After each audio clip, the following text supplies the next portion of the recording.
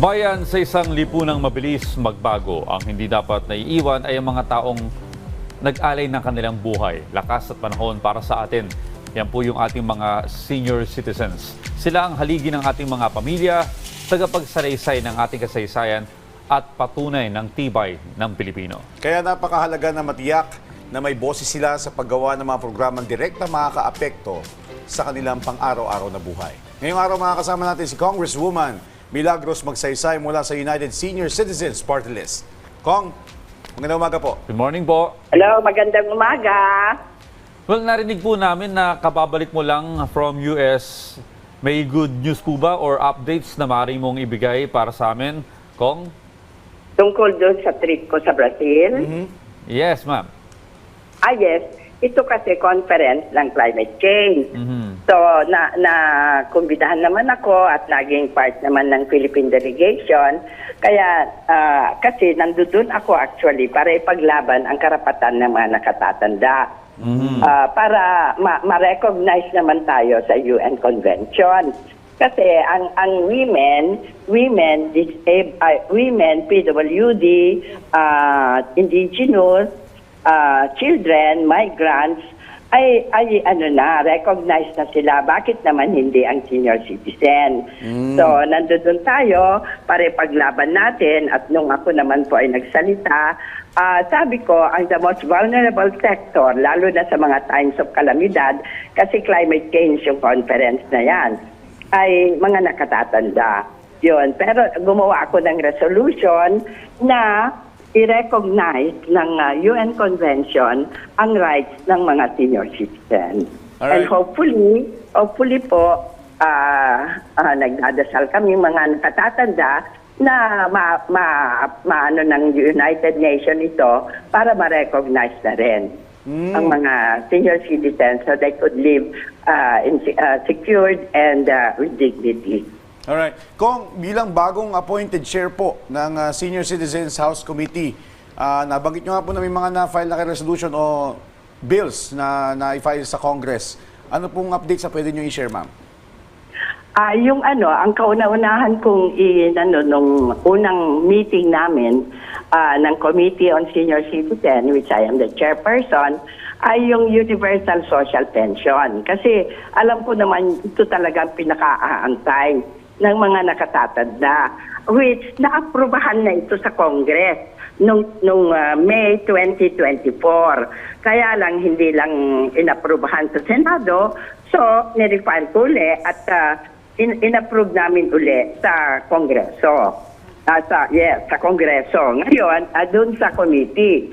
Ngayon, magkakaroon na naman kami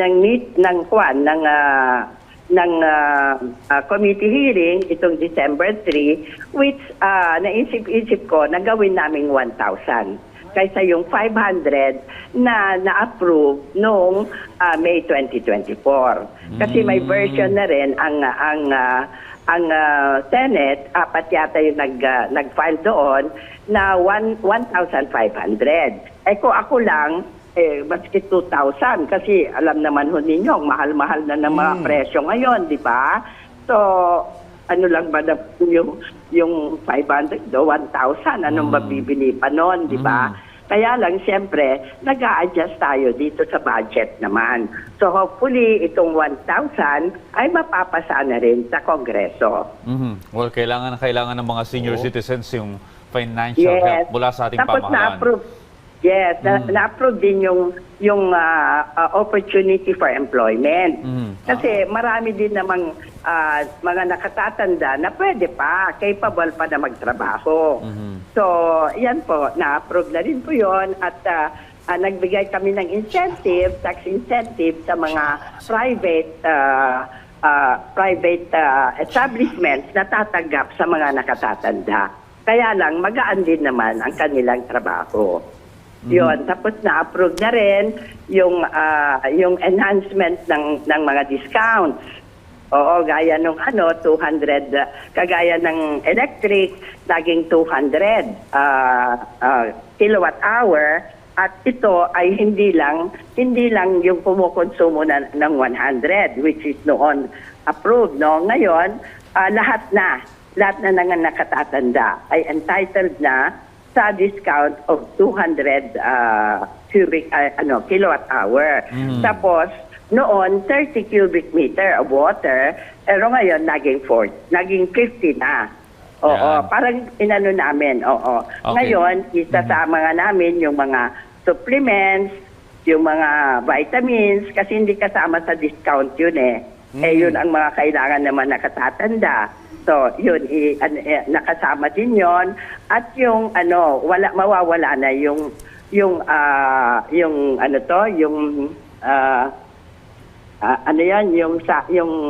sa senior citizen, yung discount card, yung card, yung yan, inaalis na rin kasi yun ang ginagawang rason na hindi sila binibigyan ng discount kung hindi nila dala yun. Yung passbook, ganun. So, Kung paano yun? Tapos yung fraud. Ay nanurot na rin namin yung fraud, yung senior citizens fraud. Kasi ang daming nabibiktima ngayon. Ewan ko naman kung anong konsyensya ang mga tao, no? Ang daming nabibiktima ng scam. Talagang mga nakatatanda, mga senior citizen talaga ang binibiktima nila ng scam. Actually, meron akong iniimbestiga which itutuloy namin sa December 10 na senior citizen na SSS pa ang ginamit para ito ay maloko. SSS. Nung tumatawag siya, kasi usually yun naman ang ginagawa niya. Tumatawag sa app ng SSS para doon magbayad. For what reason, yung araw na yan, hindi niya ma-access. So, after 10 minutes, may tumawag sa kanya na down daw yung system ng SSS. So, ano daw kailangan niya, siya na lang tutulong. Scam na pala. Tapos yung kinausap yung matanda. O siyempre naman, yung matanda, wala naman siyang suspetsya na scammer pala yung usap. Ayun, in 2 hours, nasimot yung 1 million niya. Sa Ayun, diba? five Grabe naman. banks. Hard-earned money. Banks. Oo. Limang bangko. Kaya pinatawag namin lahat yun, kasamang palad, BPI lang ang dumating. Mga BDO, mga hindi dumating. So hopefully, dadating sila lahat itong December 10 para tanungin. Kasi imposible naman na may makakalipat ng pera online, no, na hindi nila alam. Lalo't senior citizen pa. Yes, oo. Nung di ba, pag nag-online ka, may OTP, tapos merong limit, di ba? Doon sa BDO, nakatransfer ng 600 plus. Tapos yung 187, ganon. So, dapat ang bangko, panagutan nila yon. Kasi dapat meron silang security protection, Yes. di ba? Dapat At saka wala kang na-flag yung mga ganong matatransfer na kalalaking pera na transaksyon. hindi nila alam. Well, sa ating po mga senior citizens, ingat po kayo dahil ang target ng mga scammer ngayon ay yung mga vulnerable. No? Yes. Yung pinaghirapan yung Yes, hard-earned vulnerable money. sector. Ingatan niyo po Totoo yan. yun. Well, Oo, maraming... Yes, at saka kung sinasabi ko sa mga nakatatanda na pag may mag-text sila sa kanila, na may pera sila na makukuha o sila'y nanalo, basta may link. Maski galing sa bangko, let's say galing sa BDO, kasi ako nakakatanggap din ng mga ganyan. Pero Mahalaga nasabihan yan, ako ng bangko na basta may link, huwag pipindutin. Yan ang mahalaga dyan, Kong, kasi yung pag information pinindot, dissemination may talaga. scam na sila. Yes. Oo. Kong, maraming salamat po sa makabuluhang kwentuhan. Congresswoman Milagros Ako, thank you Magsaysay very, very much.